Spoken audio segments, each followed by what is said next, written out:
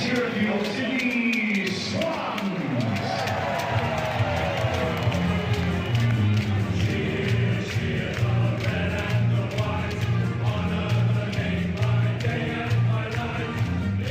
Welcome back to A Bevy of Bloods, a fan podcast of the Sydney Swans Football Club. So to all you loyal Swans out there, you just can't get enough of the red and the white.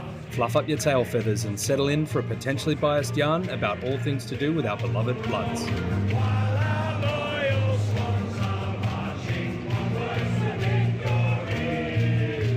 G'day there, Signets and Swanlings. Welcome back to A Bevy of Bloods. You're joined, as always, by the crew from Sydney. I'm Harps, and I have Noddy and Super fan Sam along for the ride tonight. That's right, you lamenting loyal Swans fans. Today we're going to be talking about our big loss to Melbourne in round 11 and look ahead to the game on Saturday night against the high-flying Crows. And remember, if you like what you hear, give us a follow. Righto, let's kick things off with a quick game recap. It wasn't good, Swans fans. It wasn't good. Sunday afternoon, prime time slot, 38,000 fans. The home of football, the home of cricket, the cathedral of the Southern Hemisphere, the MCG. Our Swans got pumped. Absolutely pumped. 19 goals, 17 to Melbourne, 36 scoring shots to Sydney's 12-6. We got absolutely hammered all the way through the game. Terrible performance. So, boys, before we get going, I know we're feeling down, right? There was silence on the chat. There were the stages of grief. There was silence, and then there was anger, and then there was bargaining and everything, right? So I came up with a game a few weeks ago. I was thinking about we just lost a really bad game. I think it was after the Suns game, and I thought, just to get things going, we should play a game which is called "It Could Be Worse." I could be a X fan, right? And you just insert any team, any sport worldwide in the X, right? I know it's bad right now. It was a terrible defeat, but just play this for me a little bit. It could be worse. I could be a X fan. North Melbourne. North. Yes. Only because they're stacked full of talent with Clarko and our Parker, and they still can't get it done. No. But that's just me. That's a long time. Or the Sydney Swans VFL team. Yeah. Not going well. Well, you got Sammy. Even though they won the Europa League, I still would hate to be a Tottenham fan. Oh, that would be gross. When I thought of or the Giants, fuck them. Sammy setting the tone. Yeah, it could be worse. It could be a Giants fan. Or Grêmio in Brazil. Vai tomar no cu Grêmio. Oh, there you go. Very nice. Speaking my language. Classy. I'd hate to be a D's fan where on a Sunday arvo, beautiful weather, only 38,000 fans rock up. Yeah, and at least 10,000 were Sydney fans, right? Yeah, that's right. Particularly when you got a bloodbath on your hands. Yeah. All right. Yes. So it's just a reminder that, it's bad, but it could be worse, right? It could be worse. We need to keep some perspective. Sammy, let's start with you, mate. You've been on your countrywide tour. Nice to have you back, firstly. But you were there at the game, as always. You got 3 words for the game. Must have been a tough watch. Fucking shit house. that is 3 words. Yep, grammatically. Unless, did you want to hyphenate any of them, or? Maybe we could go effortless, insipid, and scared. Yeah. Well, that version is certainly the more PG version. Yeah. And some would say, I would say the first one is just as accurate as the second one. But so it was pretty hard viewing live, mate. Yeah, it was. It was just, we were just getting pumped the whole time. Like, it's just, and there's just nothing to really take out of that game. Yeah. I think the worst things was just the way that we just couldn't move the ball in space on such a big ground with so much space to run into, and we'd get the ball and we would just be scared. We wouldn't be able, we'd have space ahead of us. Paddocks last year, we would have lapped that up. And this year, we just kind of turn around, go backwards, get caught holding the ball, kick it out for a stoppage. And this is like on the run going straight forward. Like, it's just like really, really pathetic. Again, the effort. Like as much as we have personnel, as much as the umpires are against us, whatever, every excuse under the sun, you can't lose every single stat almost, give or take a couple, and lose tackles consistently. It's effort. Yeah, Effort mate. and execution, both of those two things were Turnovers. just inexistent, Yeah. non-existent. Yeah. Well, we'll get into all of that, Sammy. Noddy, Yep. you were watching from the security of an inner west sofa. You could turn off at least. Mate, I was flying high, mate. I had the house to myself, and I had the volume on 25, which is just breaking all sorts of social etiquette. And look, it was bloody hard, wasn't it? It was hard to watch. I'm going to take Coxie's words here: tougher, cleaner, harder, and of course, he's referring to the opposition. I'm going to take another set of 3 words: untidy, undisciplined, unworthy. And I don't know, I feel like we're saying this a lot every week, is more effort, please. I feel like effort is the buzzword of the year for us. Is anyone feeling, I mean, effort and... I think effortless, really. Yeah, well, like, where's the effort? Where's the effort at? Yeah. I mean, we talked about this a few weeks ago, Noddy, and I was saying that they're professional players. Like, I don't think you could... I'd be surprised if they were turning up and not putting the effort in, right? And I was saying maybe it's just a lack of understanding on the structures or where they're supposed to be. It looks like they're, a little disorientated or lost. But I mean, I'm not disagreeing with you. It's an appalling watch. It looks like they're miles from the ball and miles from getting close to the other players. Yeah, looks like a lack of effort. I think it's our worst performance this year. Our most points conceded, the biggest losing margin, another score in this delightful little scoring band that we have between 76 and 79 points. We've scored 76, 78, 77, 79, 78, 78. And a couple in the 80s, 2 in the 60s, and then, of course, that outlier against North. But, geez, we can bank 11 goals, 11 behinds per game on average, which is 14th and 11th, respectively, in the league. Where's our effort? Where's our scoring? Where are the Bloods? It's kind of soul searching, isn't it? It's again, I think we talked on this a couple of weeks ago, Harps. It's difficult to watch because we've been so successful for so long, but it hasn't always been this rosy. There were low years in the early 80s, and then of course in the early 90s. And I expect us to bounce back, but I guess we're used to a higher level of effort. And was it Ruzi who made the Globetrotter comment? Was that after the grand final last year? I think that was after a few rounds this year. I thought this year, was it? This year. Oh, no, that's not true. It was in the off season because he was saying we should trade players because that's right. He thinks the scarring is still going to be there. And then Bob Murphy quoted, where's the blood? It was a bit of an anatomical quote. I couldn't quite. It was about blood and hearts and pumping. It was a little laboured. Yes, it was a little bit Western Bulldogs. It was something for like, me, but yeah. To be a blood, you need to have a heart, and to have a heart, you have to be blood. The blood circuit. It was. I mean, I got the point. They were saying you're playing without the Bloods culture and without their hearts. Yep. Yeah, we donated too much blood in our gather round Guernsey, and now we are bloodless. Mate, never trust a Bulldog to give a catchy quote. But scoring shots, Sammy. Again, just horrific. I think we were 5-20 at halftime or something ridiculous like that. Yeah. It was 5-17 at halftime. However, I think they had more and missed out on the fulls, and we would have had a couple out on the fulls as well. But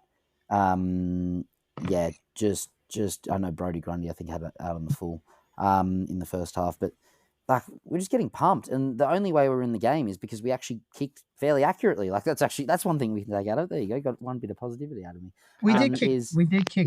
We actually kicked kind of straight. How good was our kicking, guys? Probably because there was no pressure, so that might be why. But another thing just on that margin, I was watching the Richmond North Melbourne game a couple of weeks ago. And Richmond are now I think 5 wins and 2 losses when they keep the opposition to under 80, and they're, I don't know, 20 losses or something ridiculous when the opposition scores over 80. So most weeks we would be losing to Richmond based on how we're scoring. Yeah, on that band, that 76 to 79.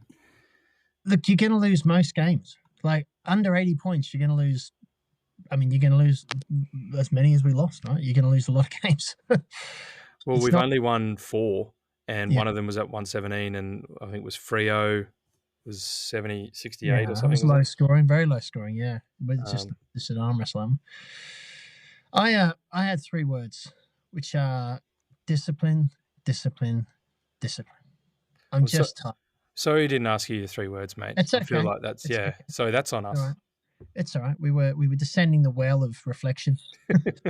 I'm just, look, suspensions are part of the game, but we're going to talk about Mills, but like a Marty last week, Melican in and out, McInerney, driving, like these are professionals, right? There are rules. You come fucking flying in at people, hip height on someone's head, right? It didn't even make sense. Like, what was the play? What was it? Like, that to me just seemed like quite rusty. He's coming in hot, like left his man and jumped in at someone. Like it was confusing, right? Yeah. Like it was panic, I think. But it's not. He'd been looking all right until then, I think. Like, yes, he had. Yeah, and he got a goal after that as well. But it's not just the dangerous suspensions, right? Like the standing on the mark again. We fell foul of that, right? We've done enough of that already. I feel like they're not sticking to their defensive structures. Like when we lose the ball, we are nowhere near it, right? And it doesn't seem how much time passes, they still seem to have opposition just standing in space, and our players 10 to 15 meters off them, right? There must be a plan that's better than that. And I don't know what it is, but they're not sticking to it, whatever it is. Man on. We seem to be pushing the free man at the back, and that seems to be really opening up our zone, but I don't know. I mean, Melbourne played pretty well. We'll give them that. Like they were, They were 4 from 5 coming in, and now 5 from 6. That was critical for them, for either team to win, right? To keep their season on track. And Melbourne pumped us. That Melbourne's not a 4 and 6 team or whatever they were. That's a pretty hot team, and they were good, right? I mean, Gawn was fantastic. Yeah, we're going to talk about Pickett, but give me a song.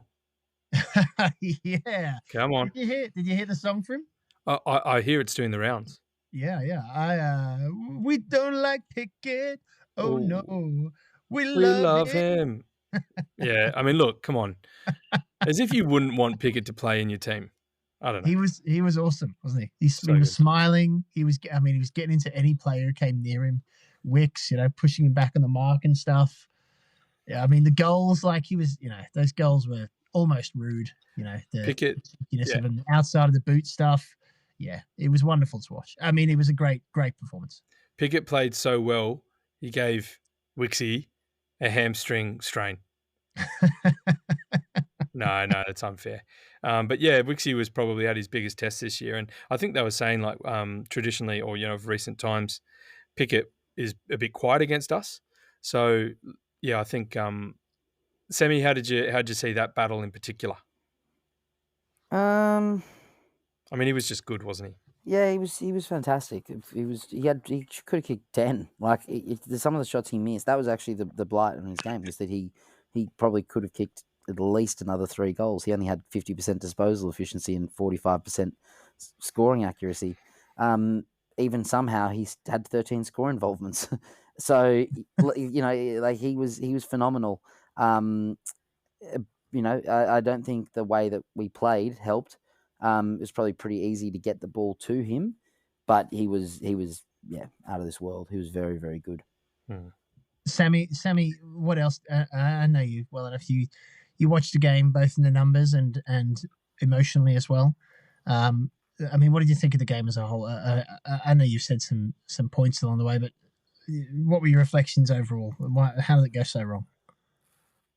Effort, like not enough effort. It's I I just think that, we're not too bad in the mids, but we also just can't seem to dispose of the football in any sort of efficient way. And then the rest of the team just kind of shit the bed. We don't seem to have any kind of good ball movement. We don't seem to have any strategy. This is what's really worrying me about Cox, is that, we're injured. We're not good. But you look at Richmond and they go out every week and they have a crack. Like, Richmond fans would be so happy right now. They'd be thinking at the start of the year, we're not going to win a game. We're going to get, smashed every week. They're going out and competing. Doesn't matter who the opposition is. And they've got game plans. They're changing things around. They're doing things. They're staying fresh. They're staying relevant. What are we doing? What's our identity under Cox? And again, I'm not saying get rid of Cox, but for me, it is like real red flags are coming up because the team aren't playing, and we know this team can play. And yes, we have injuries. I get it, but we don't have a game plan. I don't know what we're doing. I don't know what we stand for. We're not tough. We don't move the ball well. We can win stoppages on paper, sure, but it doesn't look like we're really winning them. It doesn't look like we're doing anything. We can't kick the ball inside 50. We can't play fast. We can't play slow. Every time we were kicking it out, it just went to the back pocket, and then it just went long down the line to what forward line? A bunch of defenders that really couldn't get a game last year and now are in the forward line. So it's just we're really not in a good spot, and I really don't know kind of where to from here, because we should already be there. So what are they doing to not improve? Especially the effort. The effort is the thing that kills me and really sucks. That's the effort. Sammy, let me ask you. The last quarter, 8 goals against us, right? What was the body language like? That last quarter was terrible. They just rolled over. What did you see there? Well, Harps, ironically, our last quarter was our best. We kicked 5 goals. So we kicked 5 goals 3. Yeah. So as much as they kicked 8 goals, and that was their best quarter as well. Look, they did roll over, and I was kind of hoping, because as much as I'm, never too optimistic, I was just hoping maybe we can have one of those last quarter comebacks like we did against Port and Essendon. Even though we lost the game, I don't know, let's just show something. We're insipid again.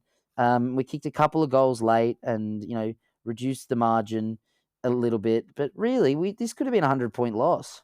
Yeah. We kicked well, they didn't, and we kicked 5 goals late. Yeah, they were on 11 points at halftime, were they? Yeah, 11 behinds. Yeah. And I guarantee there was more out on the full. Cozzy Pickett had 45% scoring accuracy and kicked 5 goals, so I'm pretty sure that means he had to have had at least 11 scoring shots, maybe 12. The first quarter, I feel like we're in it. We weren't perfect, but there was a bit, it was 3 goals to 2. It just kind of blew away in the second. I feel like when opposition teams go on runs against us this year, it's mental capitulation.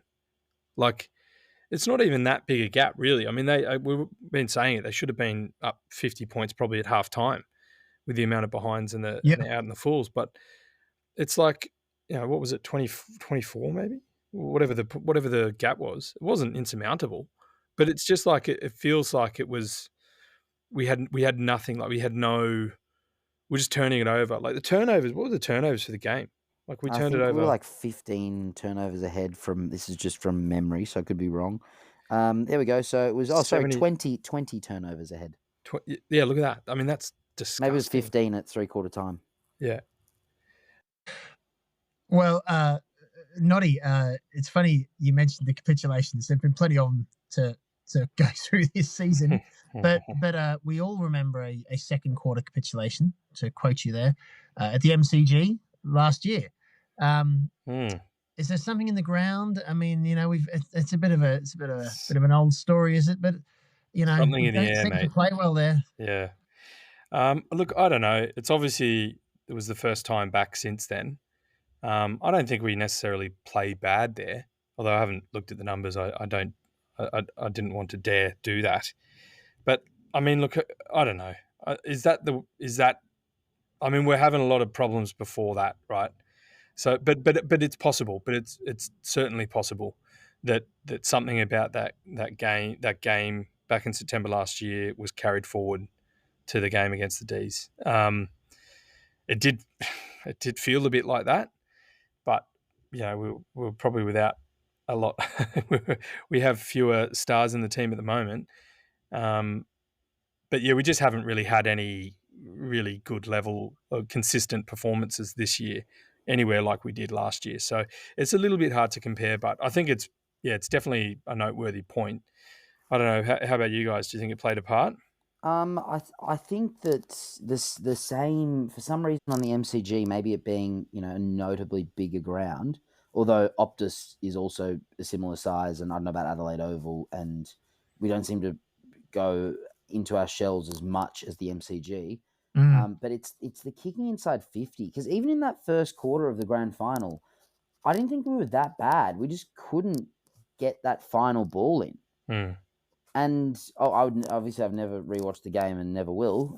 So someone else might have a better recollection than me. But I've watched it a couple of times. Yeah, that's what I remember in the first quarter. Is I was like, we're not actually that far off. We just can't get it inside 50 and hit a target. It was actually not around the ground, just the inside 50. Inside 50s, yeah. It was also decisions and skill at that point, but I guess that was last year. But I mean, there was a lot of that this year, to be against the D's. Sorry, the skills again, but I think it was very high. Wasn't the pressure in the first quarter like over 200 for both teams? Like it was a very high pressure match. Yeah, even into the second. In the second as well. So just for whatever reason, it dropped away. I think it really just feels like a mental slip. So be it the MCG, be it the fact that just as soon as teams get runs, they switch off. I don't know. I mean, I just want to see us try and win moments, just a collection of moments, like work hard to tackle. How many times do we see our tackle slip off? I'd love to see a tackle efficiency stat added to it, because I think we'd be off the charts. I'd love to see efficiency stats added to the AFL app, because it's like disposal efficiency. You have to click into each player to see. Oh right, yeah, there's a stat for that. Yeah. No, it is. Yeah. Well, look. Yes, I asked a question. I asked a question, Sammy, because you said they were afraid of the space, and I must say I felt that as well. And I felt that last September. So yeah, but you're right. I mean, it's happened many times, Noddy. So it's not just the MCG; it's a problem. We should flip to something more positive. It was very hard to find Bob medal points this week, but we did find some. But before we move on, Sammy, I feel like this calls for, we don't use it often, but a stinker of the week. I feel like we need one. Sammy, you were there. Pick the stinker of the week for us, mate, and let's have the sound effect. I think it was a defensive effort from Chad Warner. In the third quarter, I just saw him, I saw two players run past him, and he was sort of on one, and he ran past, and he was sort of on another one, and then he ran past him, and it was just like the epitome of the lack of effort. And again, I love Chad Warner. He's my favourite player, but yeah, it just wasn't good enough. And he has been playing some good footy since he extended. But yeah, I just think, that was stinker of the week. Stinker of the week. No, he's been good the last few weeks, but yeah, he has.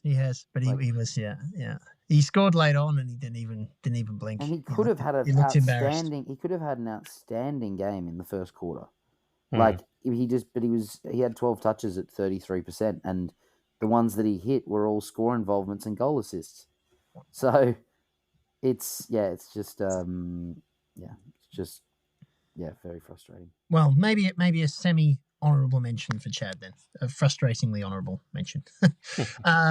So let's go to where there were some points given out. Bob medal, you'll remember it's our version of the Bob Skilton medal. 3-2-1 points for the best swan on the ground, and then at year end we're going to see if we can get the best player on the podcast, probably sometime in late August, because they won't be busy in September. Oh, come on, mate. Never say die. Never say die. Gin and tonics kicked in. Anyway, 1 point, a man who's had a few points. Last 3 weeks we've been saying he's really stood up for us. Grundy up against I mean, the best ruck in the competition, in my view at least. Nick, you want to talk about, or Noddy, sorry, you want to talk about Whoa. Grundy? You've revealed my personal information. Look, I just don't understand the ruck rules. Sorry, I'm detracting from Grundy's effort, but it's Just so bloody a positive confusing. reflection on Grundy. A positive reflection on Grundy. Yeah, he played well. Look, he's up against Gawn. They played together. They're both, all Australian ruckmen. Gawn definitely got the chocolates, but he's been in a purple patch for sure. Grundy, he's probably been our most consistent over the last 3 to 4 weeks, and this game against the D's was no different, except for the baffling confusion for me that is the ruck contest. Yeah. And even the commentators were talking about it, like how can one move be considered holding and then what looks like the exact same thing the next time be a free kick to Gawn? But look, that aside, Grundy, he can hold his head up high. He for the most part tried, and probably the most difficult matchup on the ground. So, 1 point to him, mate. Excellent summary, masked Swans fan. 2 points, Sammy. The Blonde Prince, Isaac Heaney. Whoa. Yeah, so Heaney, I think Heaney, you see, sort of like Rowie, even though I don't think Rowie had a great game by any means, although his tackling was good. But Heaney, you can see he tries hard. You can see he really cares and he tries. So he had 73% disposal efficiency, would have been best of the would have been best of the mids.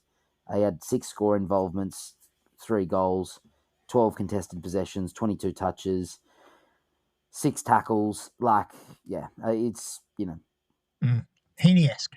Yeah, it's a solid game. Still, solid, but still not at his best. But no, I mean, coming off last week's heroic, 38-18, 2-5.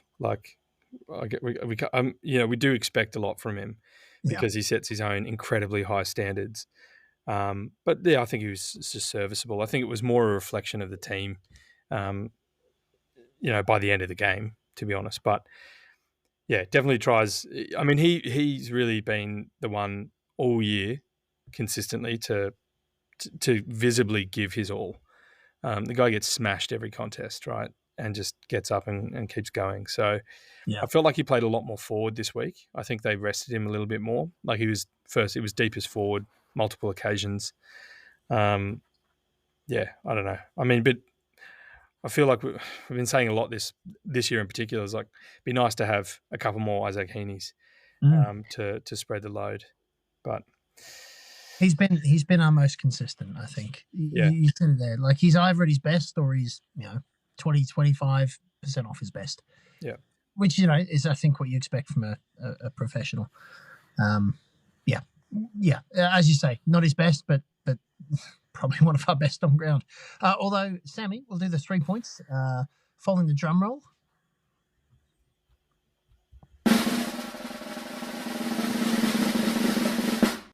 Yeah, you surprised us, Tommy. A bit of a smoky. You want to reveal your 3-point winner? Did you just call me Tommy? I think you revealed it for him. Look out. So we're going with Tommy McCartan. Not Tommy Papley. bit of a strange one. I probably, I did this based on the eye test, and I just felt like he stopped a lot of Melbourne attacks, and that's what was happening all day. So he had 11 touches at 36% disposal efficiency, which is pretty horrible, but no worse than the mids. That was 8 of those were contested possessions. He had 4 marks, 3 of them were contested marks, and he had 10 intercept possessions, 2 inside 50s and 2 rebound 50s. So, look, I don't know. So someone could probably rip that to shreds and show me that he got 17 goals kicked on him himself, but he just seemed to be our best defender of stopping things. Did you notice him much on TV, Noddy? Yeah, he was yeah, he was pretty good. Like, he would definitely stop well and intercept. He was certainly the shining light in the back line. I know, I mean, Sammy just said his disposal efficiency, but he seemed like he was our most secure defender on a day where we were just being absolutely pummeled in our defensive half. So, yeah, I think it's worthwhile. It's one of those games where you really sort of like, do we really have to give points out? But yeah, I think it's worth. He's also been pretty consistent. I mean, he's had a pretty disruptive start to, he's one of the league's probably best key defenders, you could say, when he's at his peak. But he's been forced to start as key forward this year, so I think he's had his own challenges this year. But I mean, I think we're ultimately a better looking team when he's locking down key defensive post. It's just the players around him. I think the combo's not quite there, and that's for a variety of reasons. But yeah, I think on a day like this, I think why not give Tommy 3 points? Why not? Well, we'll get to the coming week, but he's got a big week coming, definitely. So this is honourable mentions. Sammy, you liked Adams once he came on? Yeah, look, he had 12 touches at 67% disposal efficiency. Look, it's pretty much, I think he's honourable mention because you can't really blame him for what happened. He had 8 contested possessions. It's probably what he actually came in to do. He had 3 clearances in that time, 1 inside 50, 1 rebound 50. Like, yeah, I don't have much to say. He had 2 score involvements as well. Like, look, I'm just saying that, like, in a time that was pretty hard to find honourable mentions, I think he was in there. Yeah. And Noddy, I noticed your boy Sheldrick. I thought he had a good game for what it's worth. Yeah, absolutely. I'll just say to Sammy on Taylor, I think he played the type of game that shows that he, should be back up in the starting team, especially with where we're at. Back to the Gus Bus, mate. I tapped on. I got my Opal, not even my personal debit card in the Apple Wallet. I'm like a physical Opal, and for the interstaters, Opal is the card you use to get on public transport in this glorious state. I've got my Opal card. I've tapped on, and I haven't tapped off. I'm on the Gus Bus. That's how long I've been on the Gus Bus. All right, Gus, I'm riding it. It's a long journey, but it's a bloody pleasant journey. All right, let's not talk about his efficiency because he's in that posse where he's just hacking it forward, and there's going to be some ugly footy, but he's getting time on ground. Yeah, he's racking up the disposals. He puts the effort in. What's that? He puts the effort in. Yeah, he does. I think he does, and more pleasingly, he was often matched up against Clary. A real league leader in terms of mid, he's a previous All-Australian, multiple best and fairest winner. And he went toe-to-toe. Like, he gave him lip, he copped lip, he was there. He's a solid unit. He's the Gus Bus. He's Beef Sheldrick. I was just happy again to see how he went about it. He's been able to kick a couple of goals in the past few weeks, but when on a day like we had, I think he performed. He chipped in. Yeah. I think he did show some effort. So look, it's pleasing for me. It's like keep rolling, keep that journey going. Will he keep his spot?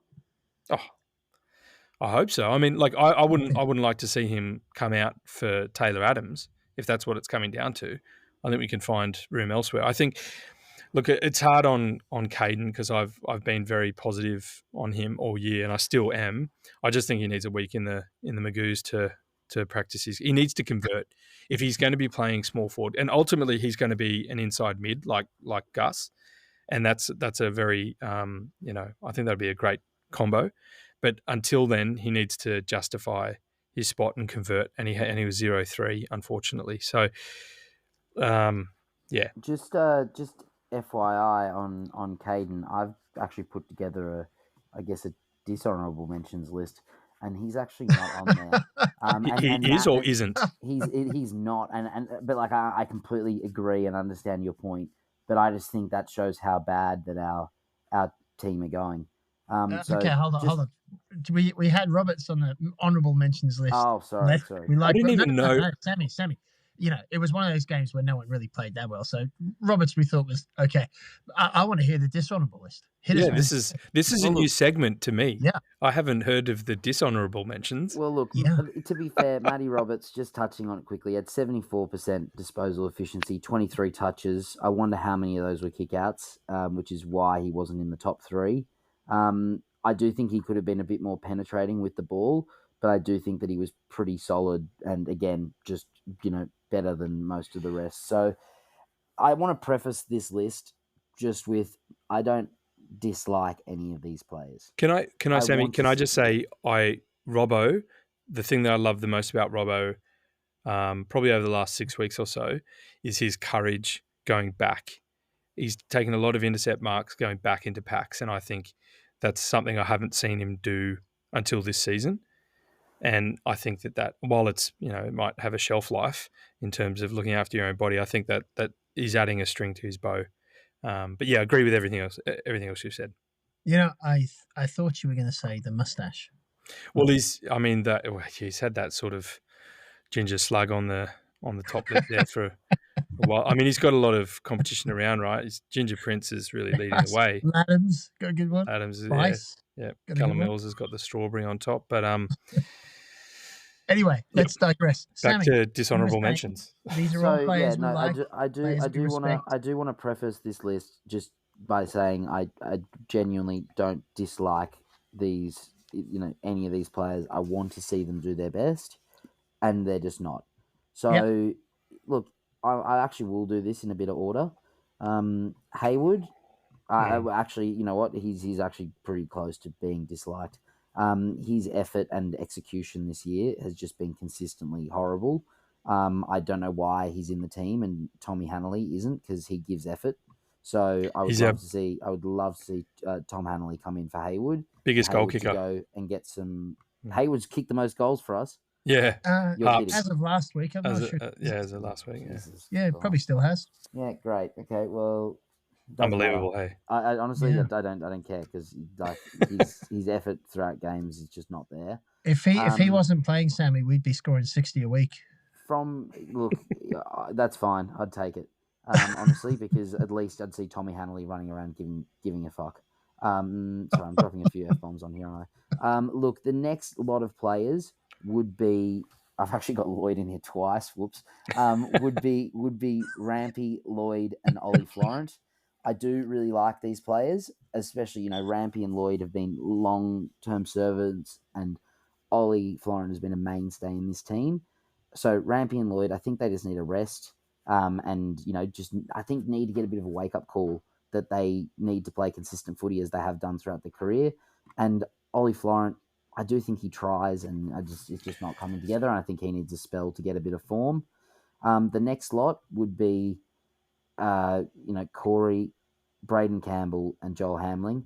Corey had a great first half. He had 12 touches in the first half, and then he got 2 touches in the second with none in the last. Not good enough. Braden Campbell,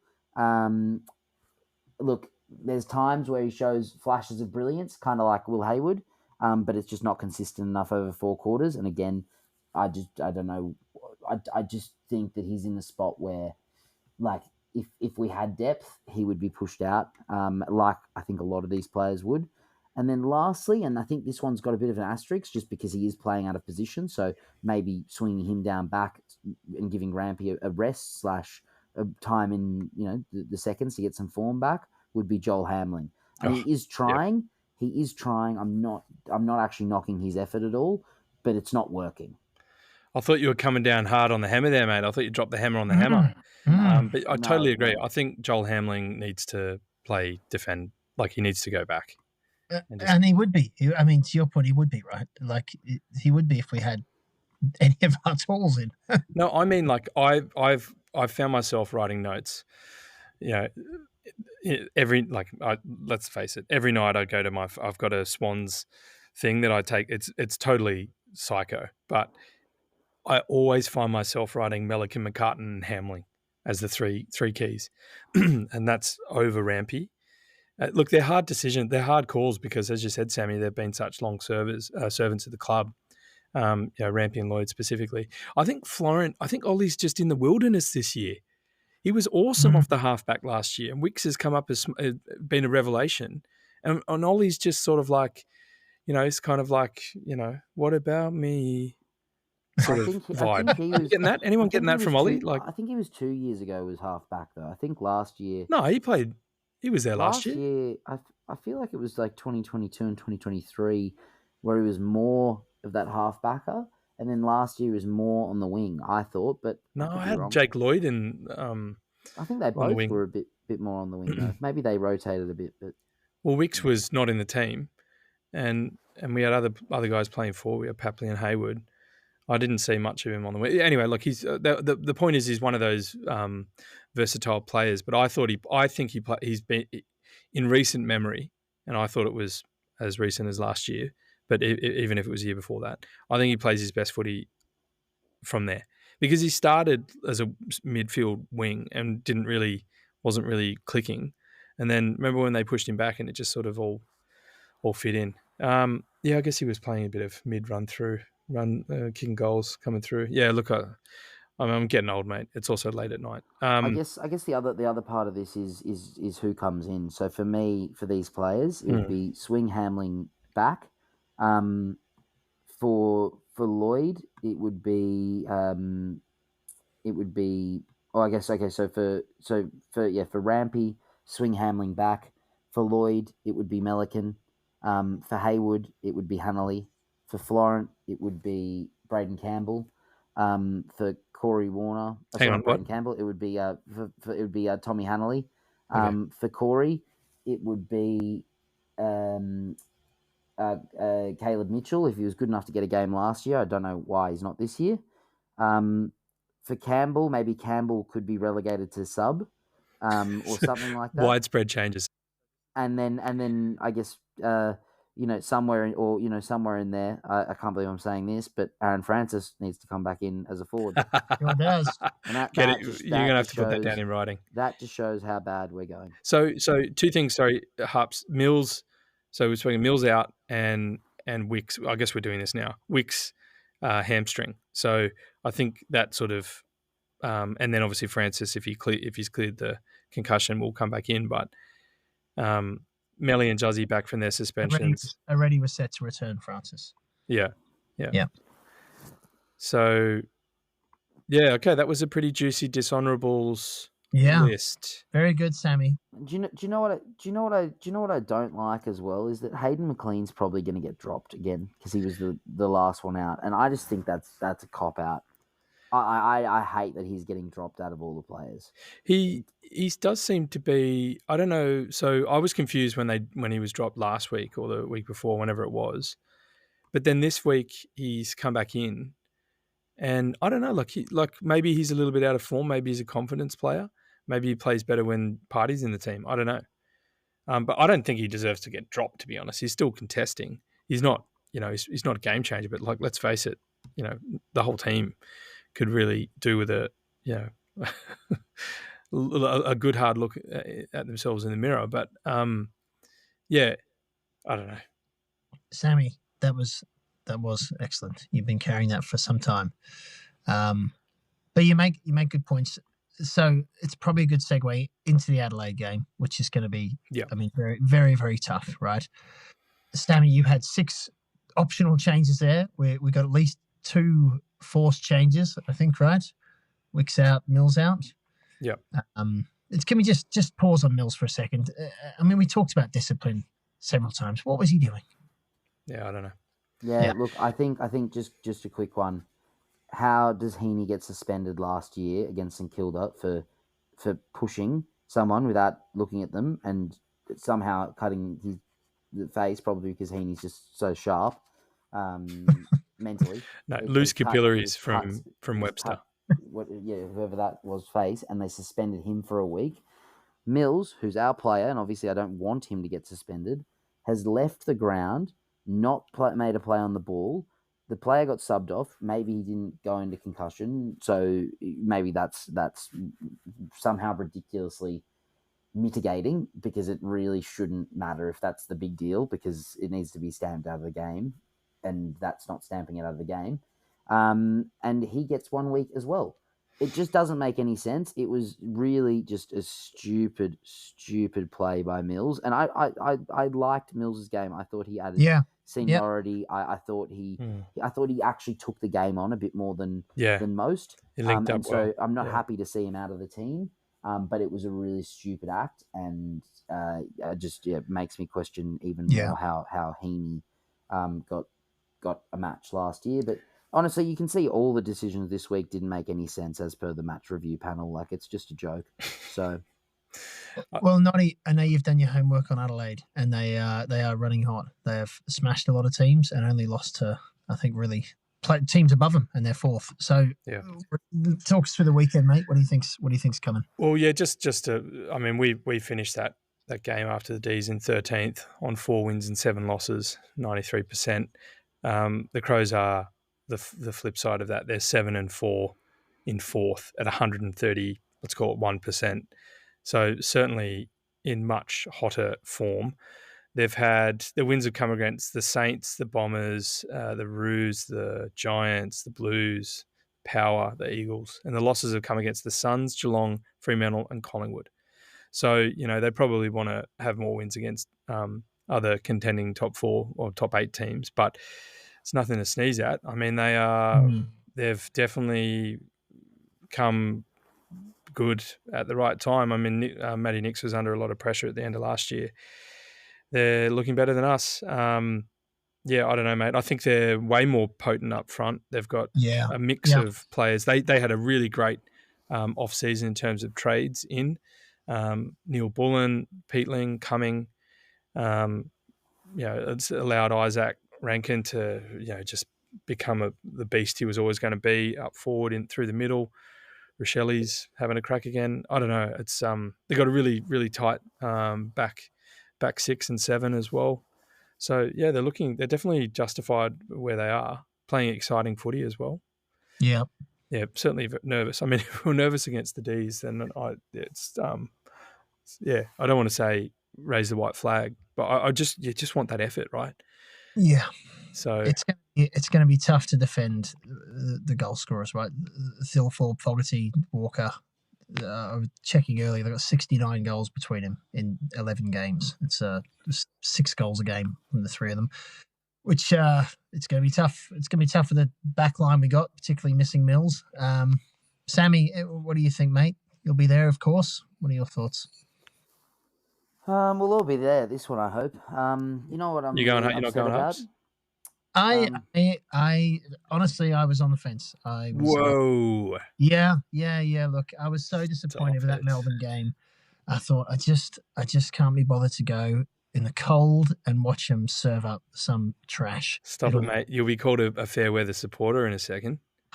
Look, it hurt. It hurt. Anyway, Harps, if you don't go, I do need your tickets, and that's what I was actually jumping onto. Is that I'm really sad that that we're in this horrible form. I've got one of my best mates in Brazil. His parents are here, and they're coming to the game this week. And I hope that we can turn up and win for them, because I don't want them to see how we're playing, but obviously it's the only opportunity they have to watch a game. You've been talking the Swans up at that Brazilian exchange school you've been working at. Moonlighting as a cross-cultural ambassador to Rio de Janeiro. Yeah, I may as well be. The attaché. Self-ascribed attaché. Diplomat in waiting. No. More serious matters, Sammy. Well, we all hope we can win. How do you think we take them on? Right there, they got goals coming in from everywhere. They're consistently scoring 100 points a game to our 70 or so. It's going to be we've got, I think, 12 players on the injury and suspension list. What do you do? I mean, you said you had questions about Cox, Sammy. If you're in Cox's shoes, what would you go for? Dean Towers. No, I'm kidding. I don't know. I just don't know. What they should have already covered it. We we should already be there. So, like, I guess, you know, maybe Hamling and Francis do the job that they did on Sam Taylor and Jack Buckley, but they do it in defence on Taylor Walker and Phil Thorpe and Fogarty, and we play with like 9 defenders or something, and go for the draw. I honestly don't know.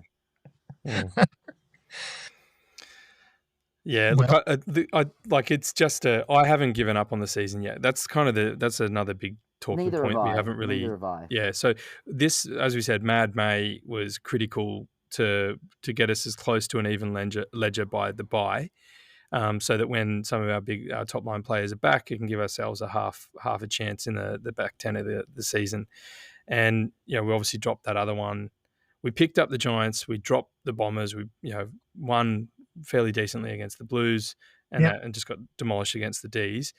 Adelaide at home. I mean, it's looking like a very tough prospect, but it is kind of a must-win. I mean, we really need the next 2. I mean, I'm asking for too much. I know. I'd like just a 4-quarter effort, but I don't know. It's getting very close to becoming extremely difficult and just a pure mathematical thing. I mean, look, we started the first half of our season was amazing last year, right? And then sort of petered off. So there's, you could also say that the teams at the top of the ladder might have a drop off in the second half of the season. And so we could do a Lions type, come home, strong, with our players coming back and some of our structure and buy in a little bit more and some more fucking effort would be great too. But really, if we drop the next 2, it just becomes that much more difficult. Like, we basically have to win. We'd have to win 8 of our 10 to even stand a chance to get to the minimum 12. And again, it could be 12, 13, 14 this year, depending on the competition. Given into gather the 8. round, it will be 13. 13. Well, there you go. So yeah, very, very difficult. So no matter how well they're playing, and how bad we just played, I think we need to seriously bounce back hard. I don't know how it's going to happen. It could be through positional changes, but to be honest, it's just that word effort. We just love to see some more effort, I think. They should do the March of the Swans. Come look in our eyes, right? We're there with them. So you march to the ground? The march to players pre-ground along Driver Avenue. Yeah, they should do that. They've stopped that in recent weeks, I think, because of the performances. But maybe it's time. Maybe they don't need a real. They did it the other week, but it might have been when it was kind of inclement weather. But yeah, you're right. Maybe they should do it more often. Maybe they should make Adelaide walk next to them the whole way and just stare at them in the eyes and be like, "Hey, this is our home ground, guys." Force Adelaide to get into the power stance that lost them a grand final. Yeah, make him do the power stance. Exactly. Make Jordan Dawson do the power stance. And then hopefully he doesn't get 30 touches and kick 2 goals. Seriously getting desperate. I do always like to know how you two feel about former Swans before we how do you feel about Dawson, both of you? Go for it, Sammy. Look, I mean, I look at I just reminded me of this when Chris sent that really interesting thing about all the players we've drafted since 2015.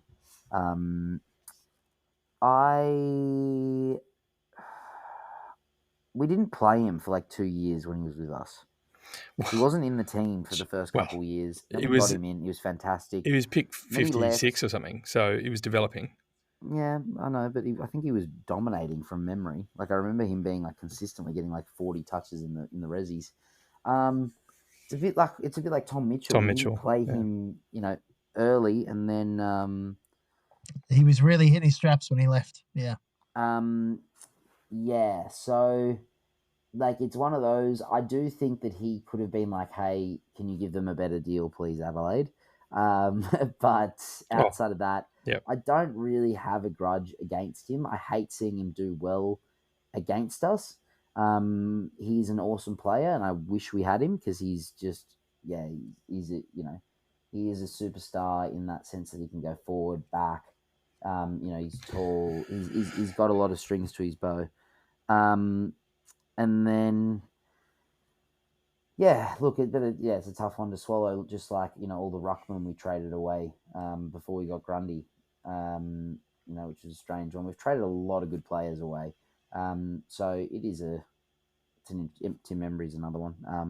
But anyway, it's a bit of an interesting one. But I don't really have any bad feelings. I will be forever salty about the Jordan Dawson incident, as I refer to it. I just didn't like the way it played out. It was wrapped up with the Luke Parker negotiations, and he was basically played an All Australian year, and then came out saying I'm not going anywhere, and then a week later he was gone, and then we got absolutely rorted in the trade. So I just it wasn't his fault. I was generally not happy with the way it played out.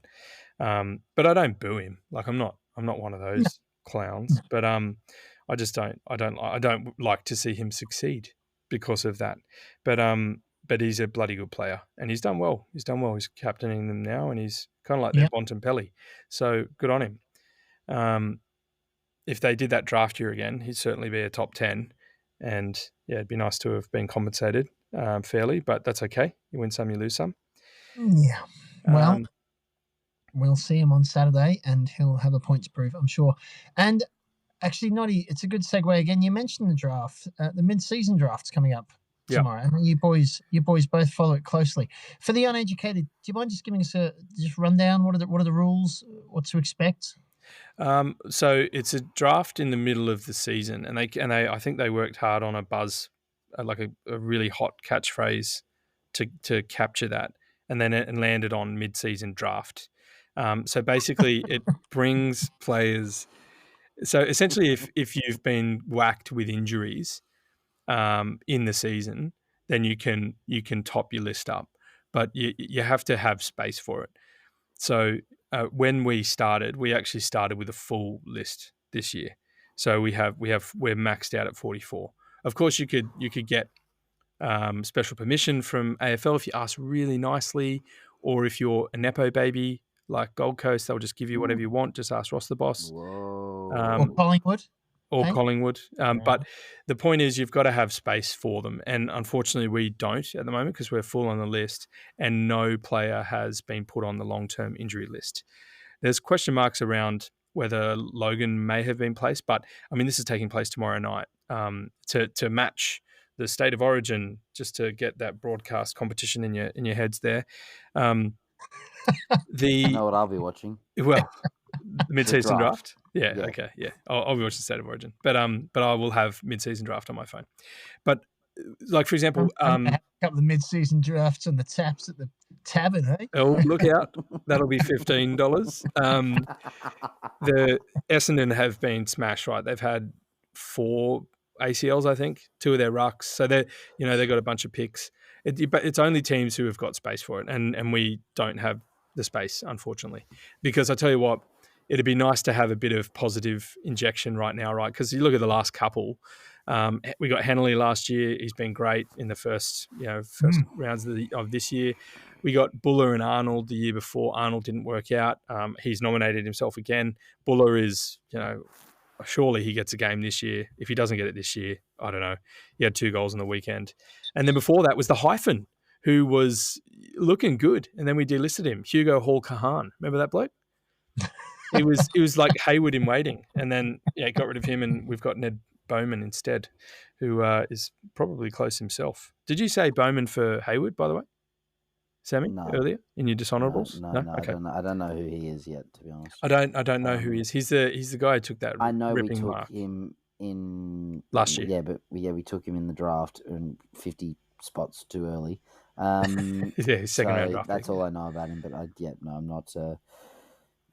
Look. Our first round draft pick had his first game in the red and white last against Coburg, Detoli, after off with a back recovering from back stress fracture. Looked all right apparently. So so that's the mid-season draft. Unfortunately, we've got nothing to look forward to, even though it'd be great to have something to look forward to We can always look forward to the game. I was hoping that we had a spot. I'm shocked given our, tons of injuries that no one's out for the season. But that is a good thing. It's a good not good problem to have, but it's a good thing that we have potential to get everybody back. Yeah. There's been a lot of long-term what- injuries. What I would say is that it would be kind of great if we could have got, I don't know, looking at the injury list, maybe Will Edwards on there, because someone else is probably going to take Charlie McCartan, who's nominated. Yeah, I mean, there's maybe a they won't. couple of That could have been set for us, and obviously, tools are where we're lacking at the moment, and we've had good success with the McCartan, so it would have been cool to bring him in. Well, yeah, we would have had pick 5 or so. I mean, it's not just Edwards. I mean, Riak Andrew has been recovering. He's almost ready to go, so it'd be interesting to see how he goes. Had a chat with him a month or so ago. I mean, Logan McDonald is the big question mark for me. Even Errol, right? I mean, wasn't sure what that was going to look like after he did it, but it was it was a game before the season started, so he's going to have time to come back. There's been players this year that probably may have gone on the long-term injury list, but they've decided to back him in, and then obviously the VFL team has just been topped up by locals and some of the academy guys. But yeah, look, I don't know. It's I just look at Brandon Parfitt, who somehow was delisted by Geelong. He's got a lot of haters, but he tackles. He's an elite tackler, and I tell you what, we could do with a tackler right now.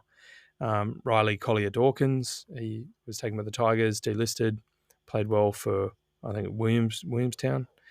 But anyway, he's a tall inside mid. But just kind of anyone to sort of throw in the mix right now, I think would have been fun. But yeah, well, not to be. I guess we better watch the Origin. Yeah, flick between that and Origin. Yeah. See what's... That probably brings us to the end. Sam, any closing thoughts, anyone? Oh, go on. I do. Sorry. Yep, I'll take it. It was the 20th anniversary of the 2005 premiership by the Sydney Swans. So that's cool. When was the anniversary? Whenever it was 20 years ago. Are you saying when specifically? Because I don't have that information. Oh, I assume you meant it in this past week. So I was struggling with the timeline. Could have been the past week, but to me, I mean, shouldn't it be in September sometime? Yeah, I don't know why they're announcing it now, but I saw something on it. I thought it was worth mentioning. I'm just trying to be positive. That was a pretty good year for us. That's probably why they announced it. That's yeah. Now that makes sense. Just a bit of a good news bears story. Just chuck it out there. Yeah. Yeah, I'd like these email headings I'm getting to be a bit more real. They feel a bit propaganda at the moment, I must say.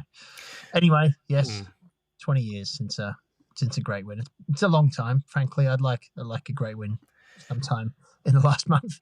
couple of close and large losses since then in September. But here we are. We can only go forward. Anything from you, Sammy? I know you've had a torrid time last few weeks, mate. It's lovely to have you back. Any thoughts? Is there anything on Merch Watch? You've been hanging out for Merch Watch. Merch Watch. We loved some of those Indigenous jerseys, Sammy. Any of those catch your eye? At the moment, there's just darkness in my head. Don't shoot me for saying this, but I have consistently enjoyed the North Melbourne Indigenous jersey. I think it's better than their normal strip. That's fine. Yeah. I wouldn't shoot you for saying that. But... Thanks, guys. I felt a bit dirty saying it, but I guess I'll forgive myself this once. But what did you think? What did you think of the Collingwood one? Nah. It was barely any different. Did you notice? It had some Indigenous designs woven into it, but it was basically just a Collingwood shirt. Yeah. I think it had the footprints of the magpie up the middle. That's pretty cool. But we're just trying to find anything negative about the Pies right now because they're having one of those seasons where it's going to be messy if they carry on like this. They do look good. Okay. Well, that brings us to the end of the episode. Thank you for listening through to the end. If you made it this far, thank you again. It must mean we're doing something right and you're suffering like we are, but we move on. So give us a like and a follow. Whether in person or on the potty, we look forward to whenever you can join us next time. But until then, up the Bloods, and can you Swannies? Come on, Swans, got to get it done. Bounce back. It's a bit of effort. Come on.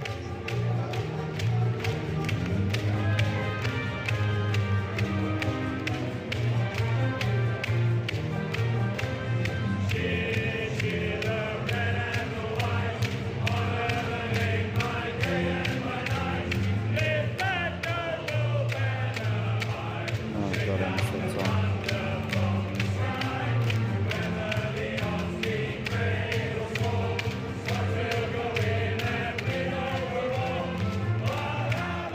This podcast is an independent fan-run production and is in no way affiliated with the Sydney Swans Football Club, its players, or the AFL. The views and opinions expressed in this podcast are those of the hosts and guests and do not necessarily reflect those of the Sydney Swans or any official organisation. All commentary is intended for entertainment and discussion purposes only.